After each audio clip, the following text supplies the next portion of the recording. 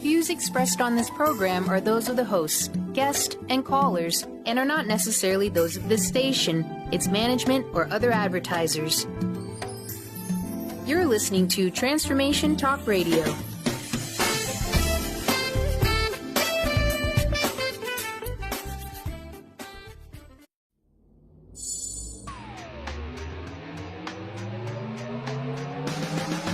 Reclaim your power and learn to live your most amazing life with Mike Murphy Unfiltered Radio. Unfettered, unflinching, unafraid. Tune in every Thursday from noon to 2 Pacific Time on TransformationTalkRadio.com as Mike explores authentic and relevant truth and powerful conversations with some of the world's most renowned game changers. This hit show taps the dynamic principles of the creation frequency to unleash unlimited infinite potential and guide you to manifesting the highest possibilities of your heart. Level up your life and rewire your programming. Think new thoughts and create true freedom. Let's expand energy, build true health and explosive frequency consciousness together. Powerful people, powerful conversations, powerful listeners. Infinite possibilities, fostering peace and joy with an unfiltered heart. Now, here's Mike Murphy, Unfiltered. Hello, ladies and gentlemen, and welcome to the Mike Murphy Unfiltered Show, coming to you live today, every Thursday, noon to 2 Pacific from beautiful Palm Springs, California today. And we have a little sunshine, but it's still about 10 to 15 degrees colder than normal. You know, in the Palm Springs area, I think it's been over 100 days now where we haven't seen a temperature of 80. And that's pretty crazy. I've spent a lot of time down here over the years, and I've never seen it stay this chilly for so long. And of course, that means Los Angeles is having crazy weather. In my old home, Northern California, where my business is, my kids are, my grandkids are, they've been having crazy weather. And I know the Northeast and the Midwest, and the weather's crazy, let's face it. So something is going on. You know, we had Dane Whittington on last week with geoengineeringwatch.org. So, you know, that might have something to do with it. But I personally think that, you know, these events happen, these natural events happen periodically in Earth here, and we might be headed for one, whatever that looks like, you know. And so I think it's really important that we find our true passion, our true north, and move from our head to our heart and find out why we're here in physical body now. Why is our soul here today? Why is our spirit here today? And along those lines, we have two great guests. Our first guest this hour is a woman named Courtni Hale, and she has an Indian name, StarHeart. Courtni StarHeart Hale. And half of her family is Native American, so she's half Native American, and she came out of the East, and now she lives in Albuquerque, New Mexico, and she's a shaman. And so she's going to talk to us about sweat lodges, plant medicine. And she also wrote a powerful book called Urban Shaman. And we're going to talk about that. And where in that book, she talks a lot about the Mayan calendar, and the end of the Mayan calendar was December 21st, 2012. And in reading her book, I got to thinking a lot about maybe that was the beginning of a new transition from a different energy. And I believe we're going from a masculine energy to a feminine energy. And masculine energy is like domination and penetration, where feminine energy is nurturing and loving. And so I think that's what's shifting. I think it happens, you know, every 26,000 years or so. And I think we're going to that. And I think we're going to have a lot of craziness, different weather patterns, earthquakes. There's a lot of things happening with these transformers exploding. There's a lot of, you know, it's an electrical universe. We're electrical beings. Everything's electricity and magnetism. And I think there's going to be a lot of those types of events. And I think it's happened before. And so I'm excited to talk to Courtni about this and go deep into that and what she found in writing this book and studying with the Hopi Indians and all these tribes in New Mexico and Arizona and what she's learned. And then our second guest in the second hour, we're going to talk to Jerry Powell of Rhythmia, which is in Costa Rica. And it's a place where they do ayahuasca, which is a medicine that comes from the jungle in Amazon. And it's bark from a tree combined with a special flower. and then they brew it for like 3 days in a huge pot in the jungle with fire underneath, and they pray over it, and they give it energy and bless it while they're cooking it. And then we just drink a little 2 ounces of it, and the medicine will take us on a journey that will either heal our body, our mind, our heart, and take us back to our soul. And so in reading Jerry's book last night, it's all about reemerging with our soul. You know, we all have these childhood wounds that in his theory, that we end up leaving our soul and we create a new identity. And so we become soulless, if you will. And it's all about getting back to our soul. And he's got a powerful story of what that took for him. Excuse me. And I know in my life that I had a similar experience, and it took a great deal of suffering and loss for, you know, I used to say it before I read Jerry's book last night. I used to say, you know, when my wife passed away, I was in such a state of devastation, despair, grief, that God was able to come in to my heart, fillet it open, and take out all the arrogance and the self-centeredness and the bullshit and replace it with love. And that was the beginning point of a new Mike Murphy, of a new journey, of a new destiny. And studying what Jerry had to write and say, I watched him being interviewed on YouTube. It's really about coming back to that fullness, finding that soul again, where we become whole, and then we get our power back, and then we can create the life of our dreams. And so I think it's going to be a great 2 hours for you guys.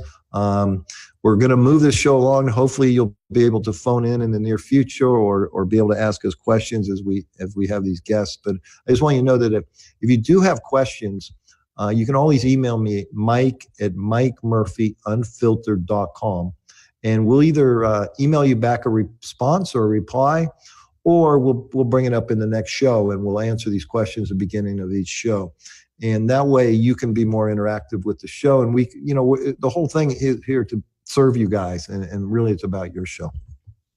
Along those lines, I'm going to ask you, the only sponsor of this show is me and my book, The Creation Frequency.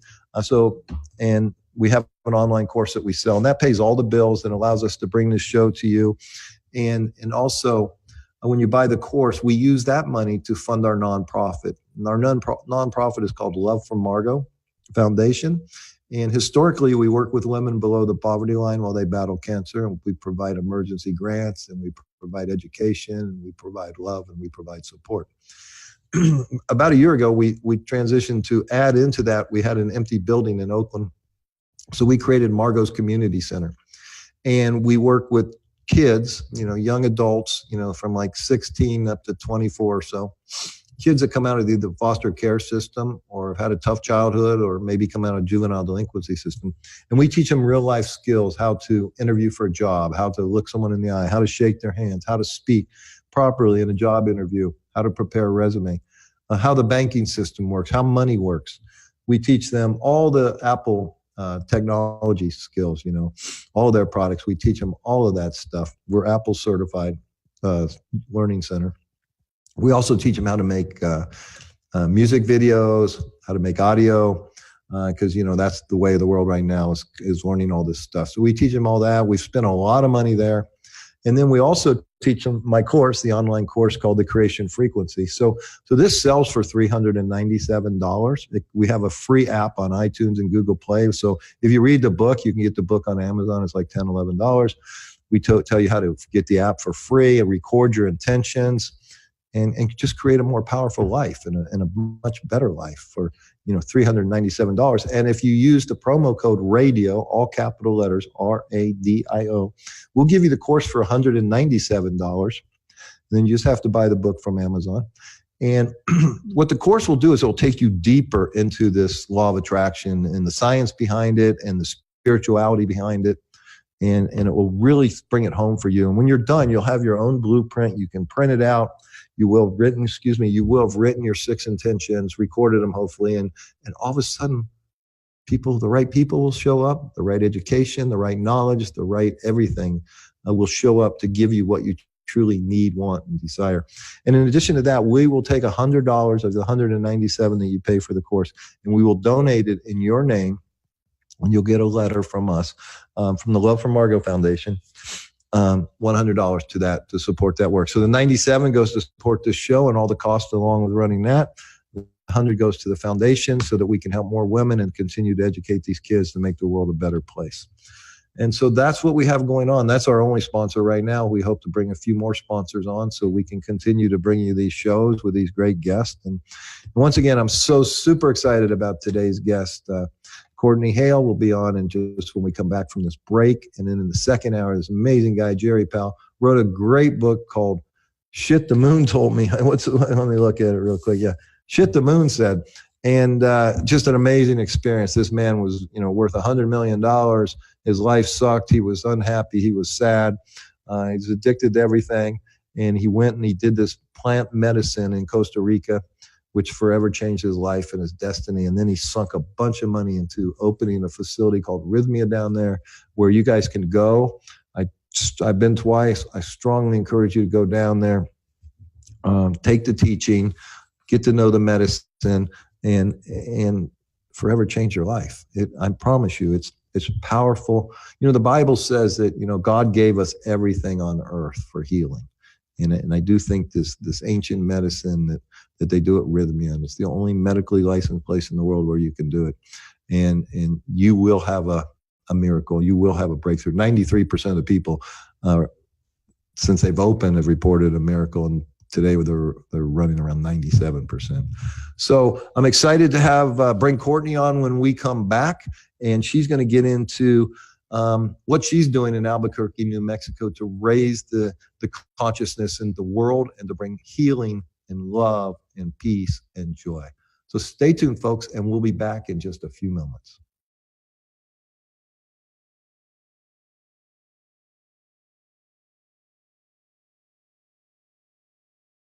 And welcome, ladies and gentlemen. This is the Mike Murphy Unfiltered Show, coming to you every Thursday, noon to 2 Pacific time. And today we're in beautiful Palm Springs, California, as I mentioned when we opened the show. And so now I'm excited to bring on our first guest of the day. And her name is Courtni, spelled a little unusually, Courtni. And she has a Native American Indian second name, StarHeart, that was given to her, and her last name is Hale. And she's an author, a shaman, a teacher, an amazing painter. She's a huge lucid dreamer. And she wrote a great book called Urban Shaman, I love. And what I love about her story is, and she had just a horrendous illness that devastated her, and she survived it, and we'll get a little into that today.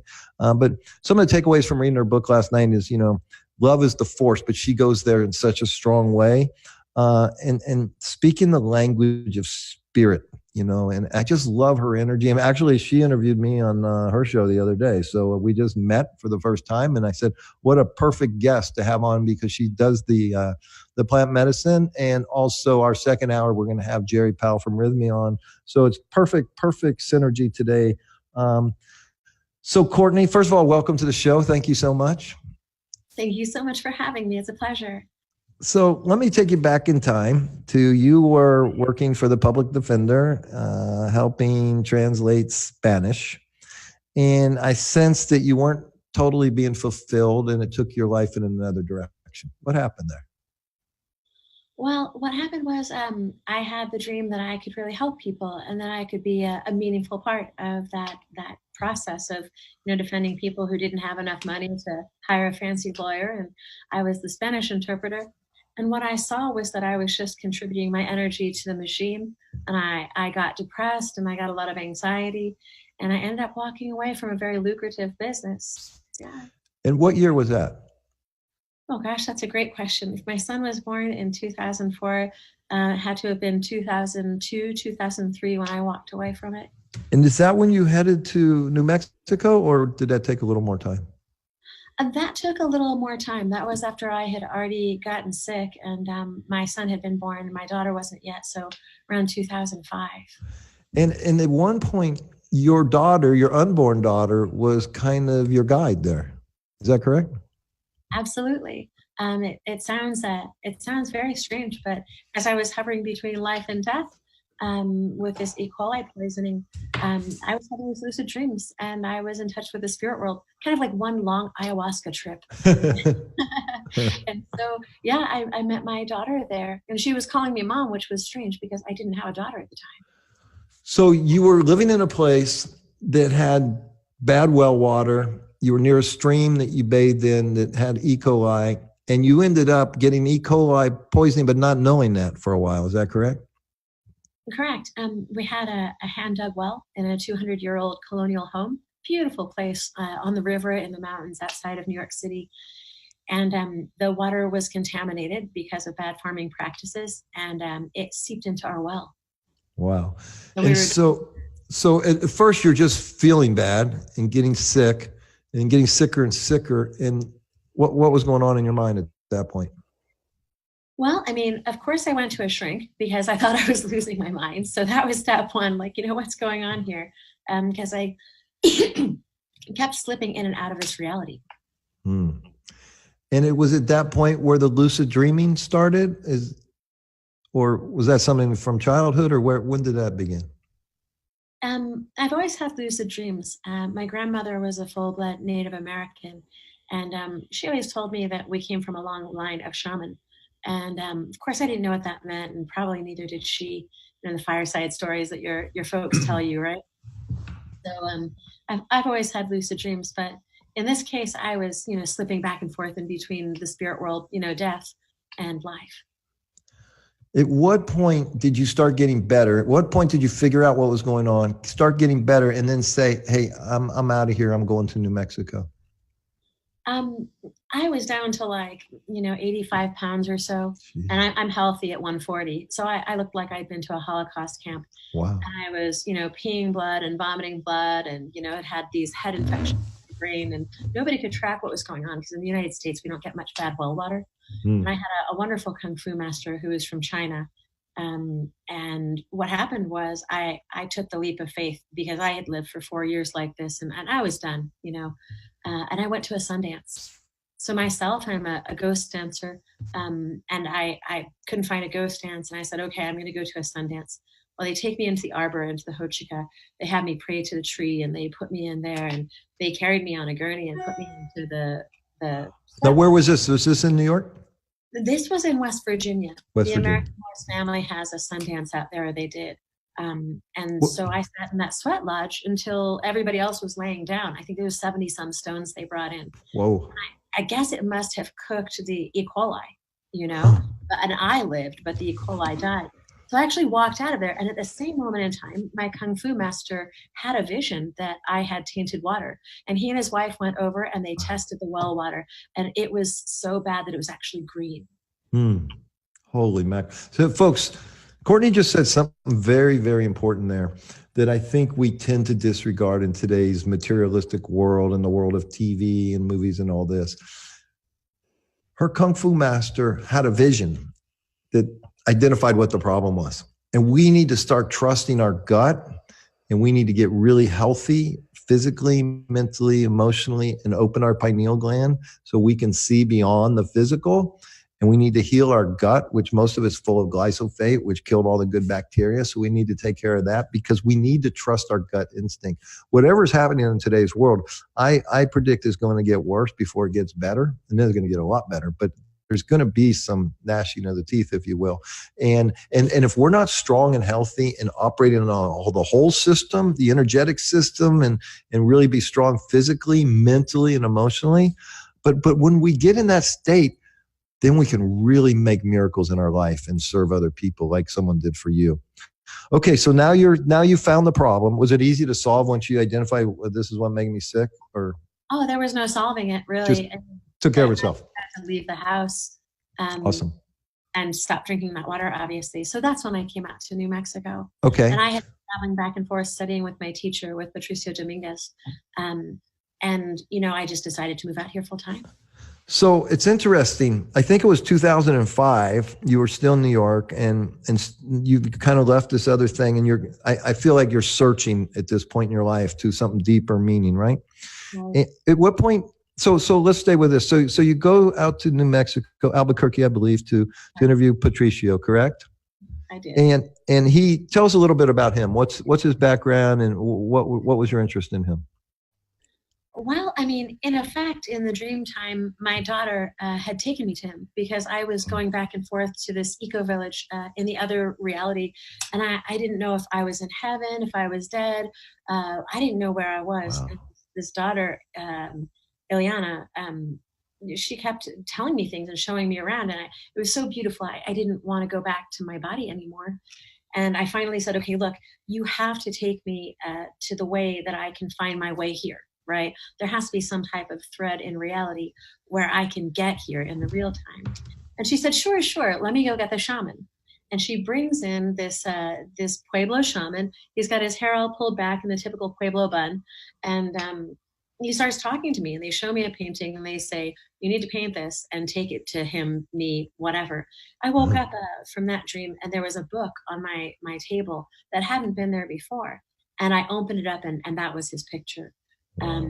So then I had his name. I had a way to locate him. I mean, he's a Pueblo medicine man who's been an activist for his entire life. He's organized councils of indigenous elders from Central, South, and North America to fulfill the prophecy of Eagle and Condor.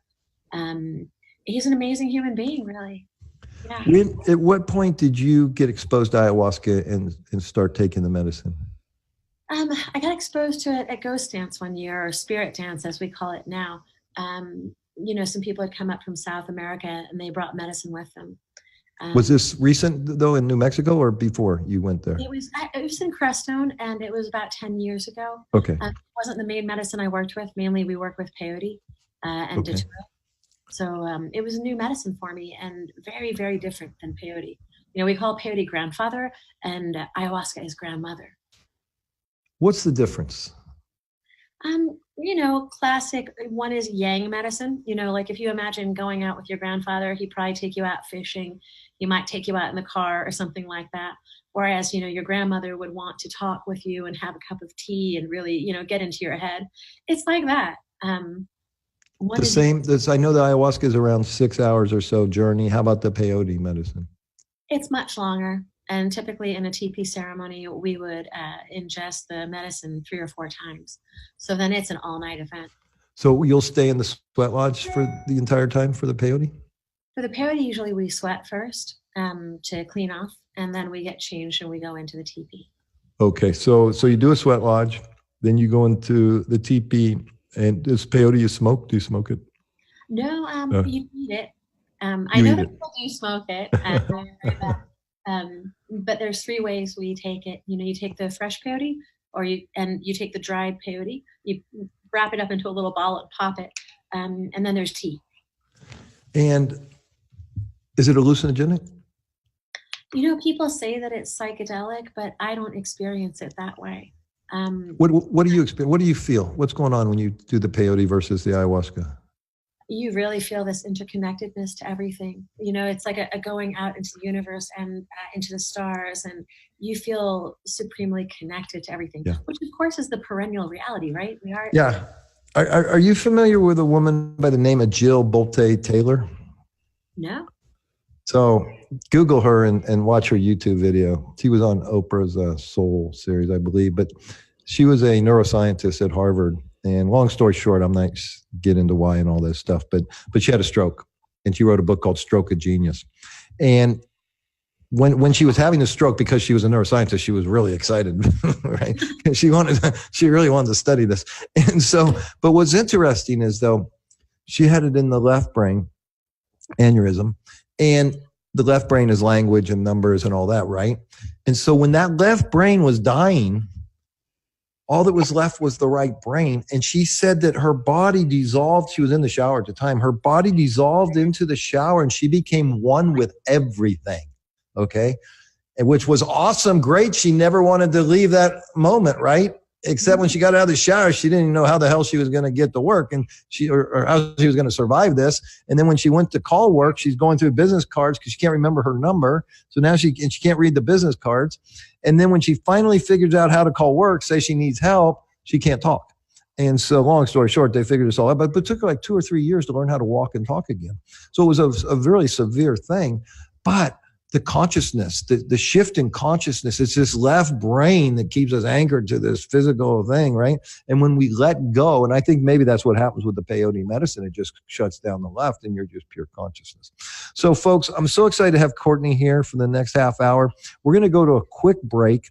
And when we come back, I want to hear about what's going on in the native Indian world and about her working with Patricio. And really, she wrote this powerful book, and it had a lot to do with the end of the Mayan calendar, which ended December 21st, 2012. And I want to get into that with her. So we'll be right back in just a couple minutes. Stay with us.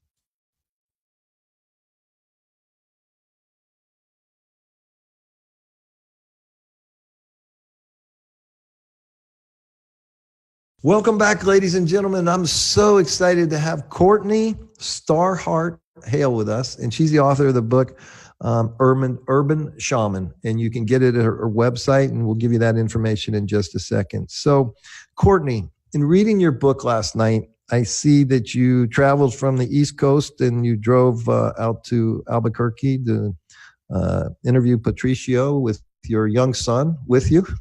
You walked in expecting probably a different reception, you said in your book, than you would get on the East Coast. That he was very accepting, but people might look at you differently back there. But anyway, so now you're out in and you're half Native American Indian, and so here you are back in your place of where your people, the American Indians, were most prevalent and powerful, and to interview Patricio. Why and what was your takeaway of this? Well, essentially, I went to interview Patricio to ask him what was going on with me, because I felt that something supernatural was happening. I had seen him in the dream time, and my unborn daughter, gave me his name. Wow. And so I come out here and I kind of pussyfoot around everything.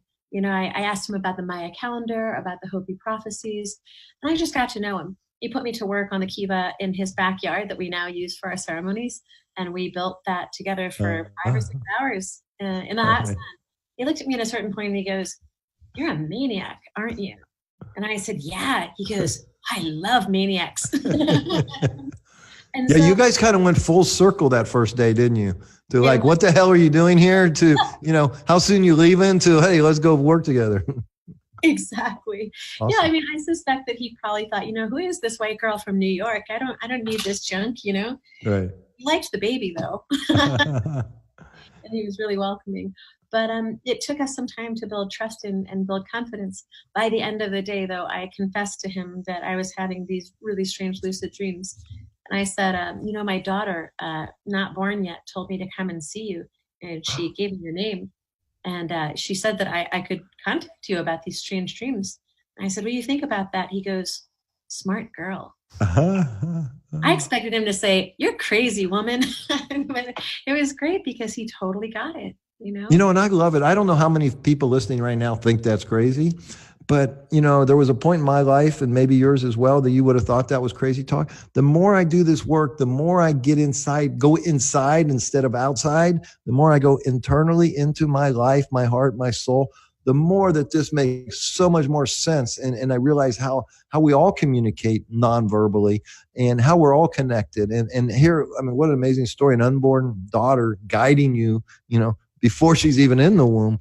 I mean, but if it's all energy, vibration, and frequency, of course that happens. There is no time and space. That's the illusion. It's a great illusion, I will add, but in reality, we can access these special gifts that we're given. All of us are given, but we're so brainwashed to believe shit that's not true, that doesn't serve us. So tell me a little bit about the Hopi prophecies. Well, essentially, there's a Hopi prophecy rock that, if you look at it, it has lines on it, and at a certain point it splits and goes in different directions. And essentially what it's saying is that we have a decision to make as humanity right now. The Hopis aren't worried about themselves. They know they're going to survive. They've been there forever, and they say, I think that there have been 5 worlds, or we're in the 5th world, and they have an oral tradition. And what you mean by that, the destruction, it's the same world, but it keeps getting destroyed and rebuilt. Is that what I'm hearing? Yes, and also there's something even a little bit stranger, which is that they say that they came from underground, that they were in another world that was the middle world underground, right? And that they came up through a tiny little hole and popped up into this world. Yes. So that may sound strange, but it is what it is. Yeah, but it's sounding less and less strange to me as I research what's going on. And I research history because I do think there's been a number of cataclysmic events where, whether it's a flood or an earthquake, or where there's total devastation and almost wipes out all of humanity, and humanity has to rebuild. And I believe that could be happening right now. And if you look at the signs and you study ancient teachings, you could make a strong argument for this. So that's why I'm curious about, you in your book, you talk a lot about the end of the Mayan calendar, which was December 21st, 2012. And I just want to ask you, because I'm reading it and I'm studying other stuff here, which I'm not comfortable going into right now, but I'd like to with you sometime. But is it possible that the calendar was right? But that started a 7-year tribulation period, which we've been going through for the past 7 years. And the real event happens this Christmas, 2019. Is that a possibility? I want to say that anything is possible. And the more I look at this stuff, the more it seems possible and less strange. I think the official take on it, and of course I'm not Maya, the official take on it is that 2012 was the end of the long count. Right. It didn't mean the end of the world. It just meant the end of I think like a 26,000 year cycle. Right. Right. The way the calendar wheels fit together. Exactly. So there's supposed to be a brief period in between, like a pause as the gears like lock back into the new cycle. And also, like as we're going back to the next Satya Yuga, the golden era, there is a period of, I think they say 100 or 150 years before that picks up.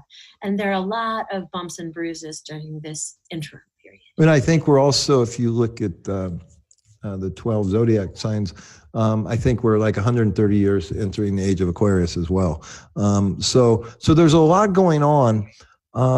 So tell me how you balance all of this out in the work that you're doing now. What's your passion right now, and what's driving you to serve others right now? Well, what I believe is that there is a tipping point in consciousness. My elder Patricio studied with a Maharishi who apparently was obsessed with this tipping point concept, so that if enough of us gain a high enough consciousness, that it floats the boats of everybody, because we're all interconnected. Like you saw the interview with Roger Nelson, and we know that there's a noosphere. We know that there's an interconnectedness on a planetary level. Elaborate just a little bit for our listeners that didn't see that. Oh, well, the Princeton Global Consciousness Project is really remarkable. It's a group of engineers who got together, and they opened a department or wrote some grants around anomalies in their mechanical equipment. So Roger went out and he had these little cards. They were card size, and they were called field regs. And what they would do is they would do the equivalent of a coin toss like 100 times a second. And it should be 50-50, right? Statistically. But it's not. And when they started looking at it and they put these little monitors all over the planet, I think they called them, they were like encephalogyagraphs, I think they called them. And they put these all over Mother Earth, and they were getting the readings. And they would find that actually before a major event that affected us all, there would be a spike in their data. And even though they can't quite explain it, I mean, there are a bunch of obvious theories. But Teilhard de Chardin proposed something called the noosphere, which is essentially like a higher consciousness for the planet. Right.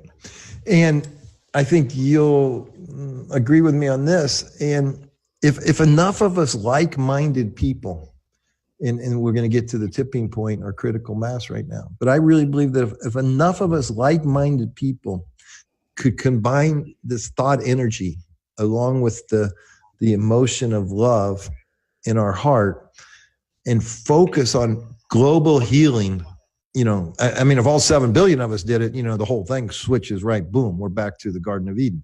But whatever that number is, whether it's 1 billion, 2 billion, 3, but if enough of us could get there, or maybe even, this has been done in little communities where they've monitored, the crime rate dips, just by putting 7,000 people in a hotel place.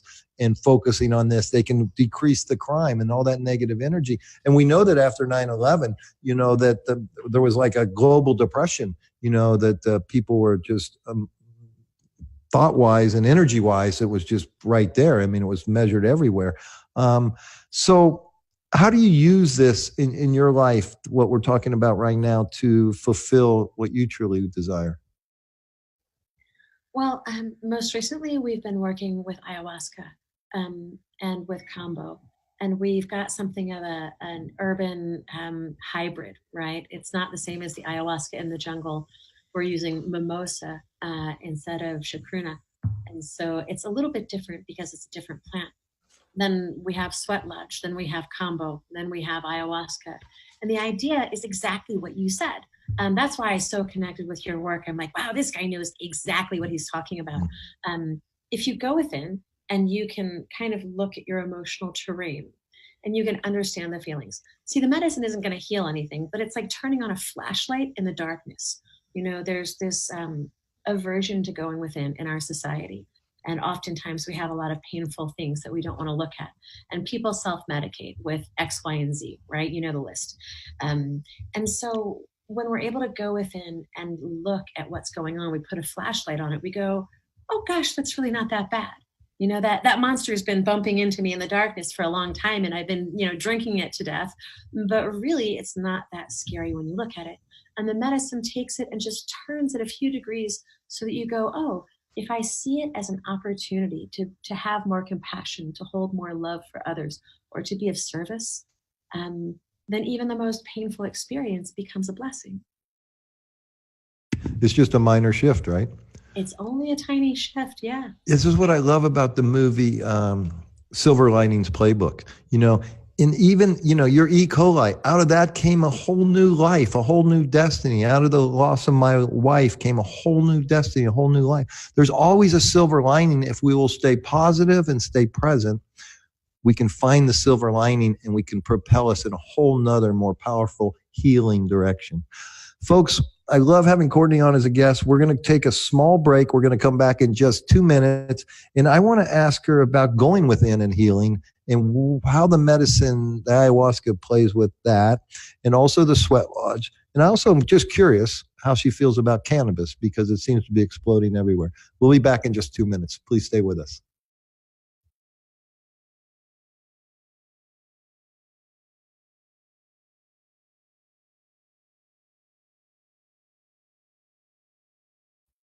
Welcome back, ladies and gentlemen, and you're listening to the Mike Murphy Unfiltered Show, and I'm super happy to have Courtni Hale with us here today, an author, a shaman, and just a beautiful soul, beautiful woman, and she's a great painter, by the way, so I encourage you guys, if you need some art for your home, you're looking for some beautiful art that's going to have this spiritual energy and bring healing to your life, you can find her art at Courtni Hale, that's Courtni, Hale.com. You can see her art. And what's super cool is she's designed a product where she uses lights to light the art up in the back of the painting because she paints on silk, and it just brings it so much to life. I've bought a few pieces of art in my life, and they always take you to the back room and they hang it on the wall and they turn on these lights and it comes to life, right? It becomes amazing. The problem is in our homes we don't have this. So go to CourtniHale.com, see the art, and then ask her how she can really light it up for you. And the other thing is she has an amazing show. I was just on it the other day called Finding the Force, and just go to findingtheforce.com and you can see all her interviews and episodes. And she's just one of these beautiful women with this beautiful heart and soul that wants to bring healing and health and love and compassion to others. And so God bless you for doing that, Courtni. Tell us what you're doing with the ayahuasca there in Albuquerque and how people can join you. Well, years ago now, people began coming to us, to me and Patricio, looking for support after their ayahuasca journeys. And they would be kind of fragmented and disjointed because they had this amazing journey. They went out there or in here, and then they come home and their life is exactly the same. And I think that is kind of fracturing for people. So they would come to us and say, hey, what can we do? And we're like, well, you need community, you need support, you need proper instruction. about what this world is that you went to. And so we started, sweating them and building community. And after a while, actually, we thought, well, why don't we just do the ayahuasca here ourselves? My elders spent time with some Colombian taitas and then would bring them here. This was 20 years ago. And we thought, well, why don't we do the ayahuasca here? So instead of people having to go halfway around the world, pay, tens of thousands of dollars sometimes, and then come back and be fractured, why not build community here? Let me ask you a question. Historically, we know the medicine comes from the Amazon in South America. Do you know, or any speculation of when it started coming north and the American Indians or the North American Indians started partaking? Admittedly, this is pure speculation, but I believe that there's sufficient out of the trade that came from South America. For example, at Chaco, we found relics that are from South America, macaw feathers, sadly, jaguar paws. We found walrus tusks from all the way up north. So we know that there was trade, and through Cahokia, there were footpaths that connected all of North and South America. So if you think about a bunch of, tribal medicine people getting together to have a dance, I'm pretty sure that they're eating peyote. I'm pretty sure datura, because that's from here. But then you think about it, and these guys are walking from South America, and they're coming to share their culture and celebrate with other Native Americans. Do you think they would have brought some ayahuasca? Yeah, I'm thinking they did. Yeah. You mentioned earlier the eagle and the condor. Can you, in the prophecy with that, can you go a little deeper into that, elaborate for the audience? Again, admittedly, I'm not an expert, but I believe that my elder is, and it may be interesting to interview him sometime. Hundreds and hundreds of years ago, these elders had a vision that we would reunite the eagle and condor, the eagle being the north and the condor being the south. And now we call it eagle, quetzal, condor, because we're including Central America. But the idea was that at the end of this age, in 2012 or thereabouts, we would have to close the calendar for the old age and open the calendar for the new one. So that's why they got together. Wow. And in talking to your elder and your teachers there and the Native American Indians, how do they see things in the world today? I mean, you mentioned, well, I want to share this. I actually printed, I was touched by this. I went and printed this. So in your book, you talk about how the Hopi Indians I think in the early 90s were so concerned for humanity that they asked to go to the United Nations. Tell us a little bit about that. Well, that one brings me to tears every time. Unbelievable. So there was a delegation, and I think it was 3 times that they knocked on the mica doors of the UN.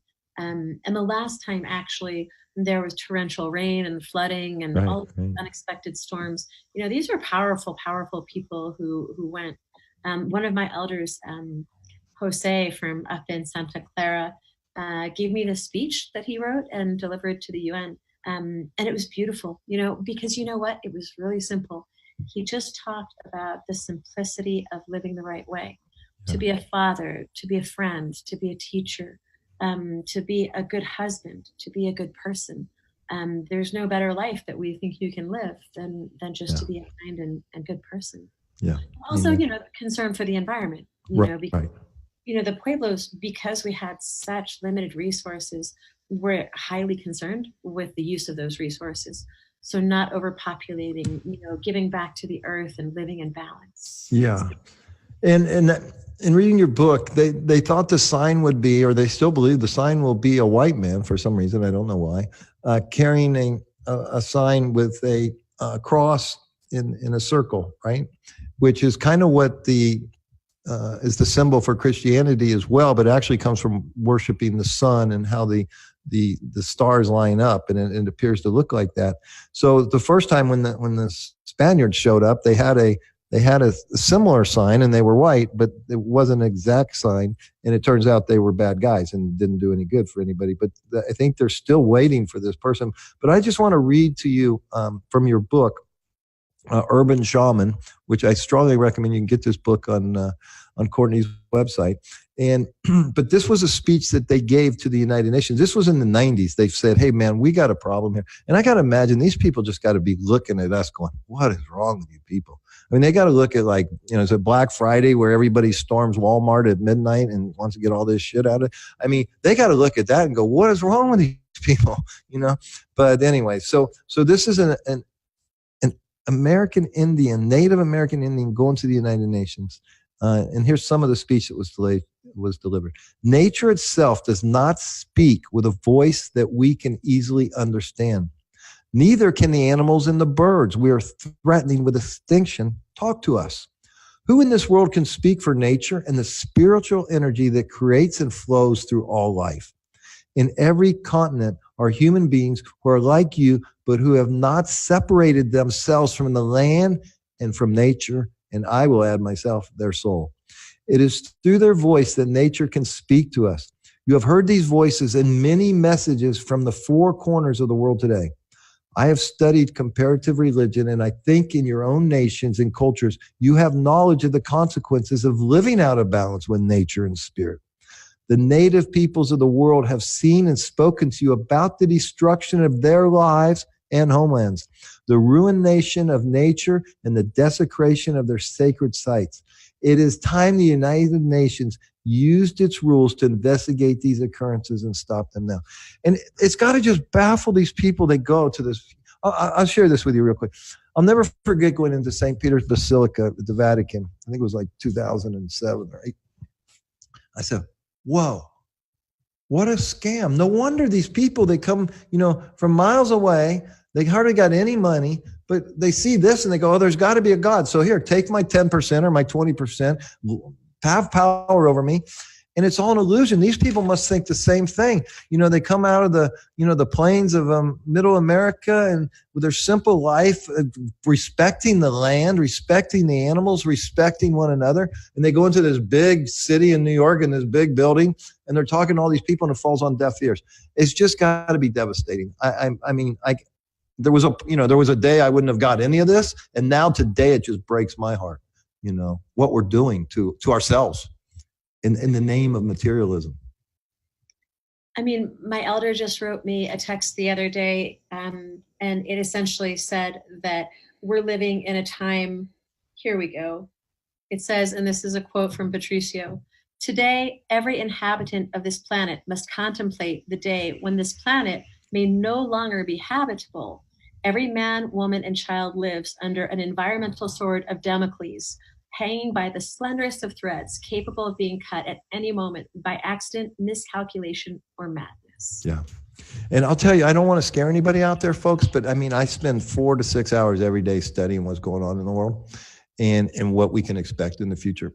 And I do think we're coming upon a reset. I think Mother Earth is vibrating at such a high frequency to wake us up, and our brain vibrates at the same frequency as Mother Earth, and that's why everything's speeding up, and that's why everything's out of control, and everybody's going somewhat crazy. Look at this country, the left, the right, the black, white, Christian, Muslim, the divide, gay, straight. What is going on? We're all one. We have one heartbeat, called humanity.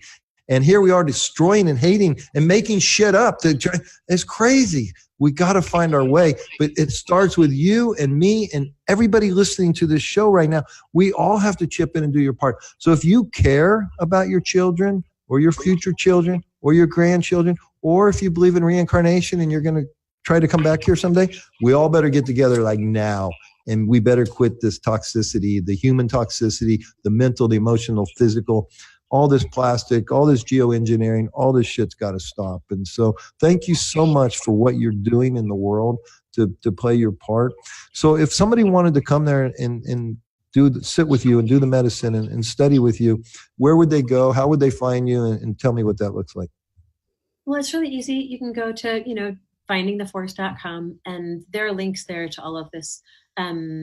There's a meetup group here in Albuquerque called Finding the Force again. And essentially what it looks like is people come for a 3-day retreat. So instead of, having to fly down to the Amazon and spend 10 days there, you come here. We start on Friday night with a sweat lodge.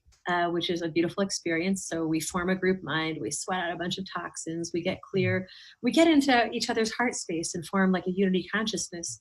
And it's unbelievable, breathtaking to hear people's prayers. Then we do the combo medicine, frog medicine. People go back to their home or their hotel and spend the night. And we do a seminar on Saturday morning.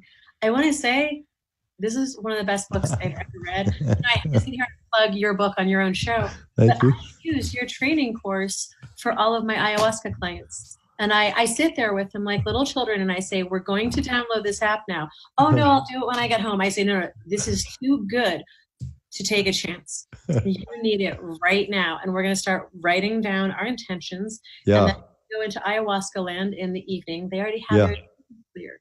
And they start to feel their way through that.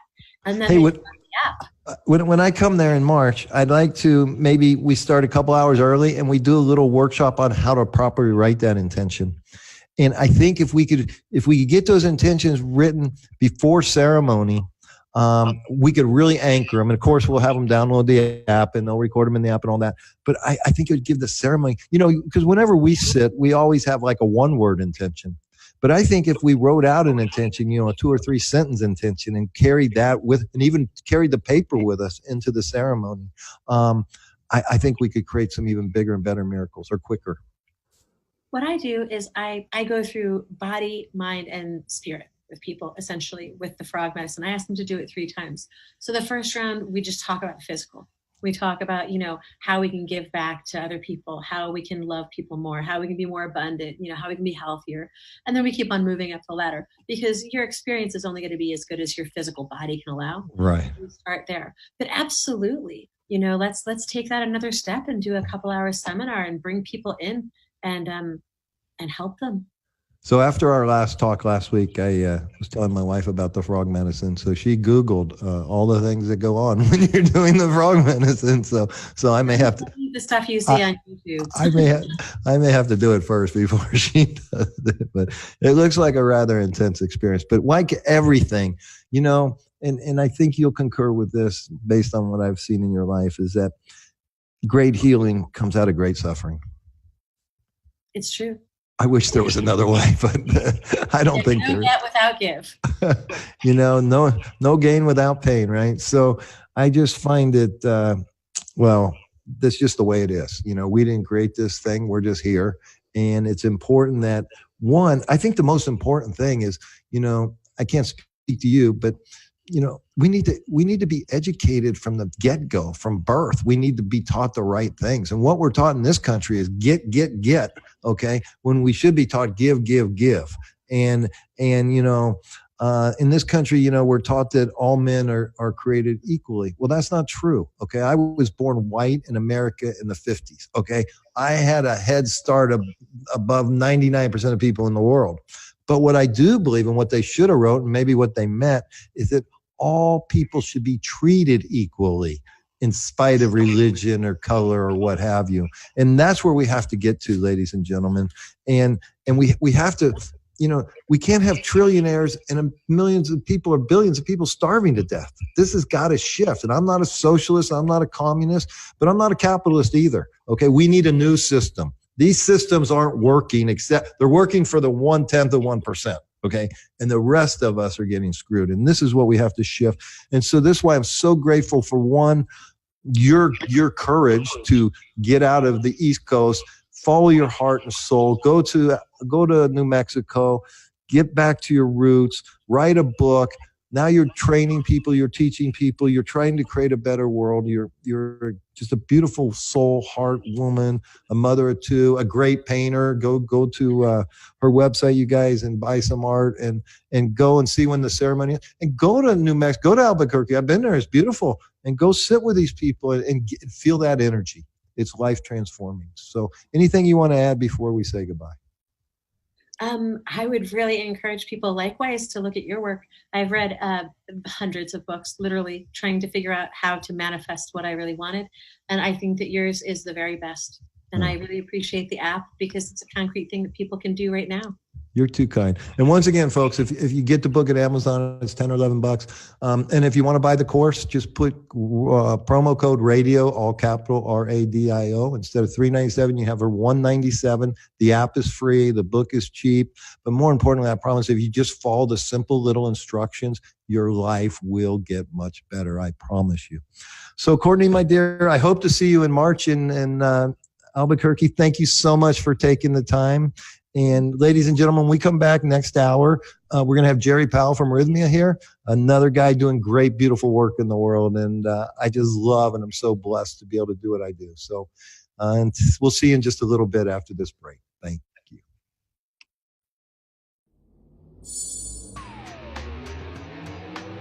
You've been listening to Mike Murphy, Unfiltered, Unfettered, Unflinching, Unafraid, on TransformationTalkRadio.com.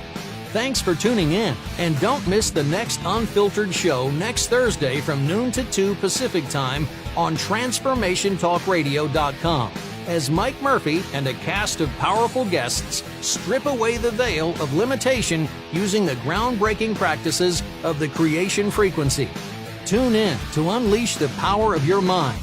Open the immense energy of the heart to manifest an awesome life filled with true health, wealth, confidence, gratitude, and joy. Unfiltered truth, unfiltered frequency, unfiltered possibilities on Mike Murphy Unfiltered Radio. For more information on Mike and his work, visit MikeMurphyUnfiltered.com.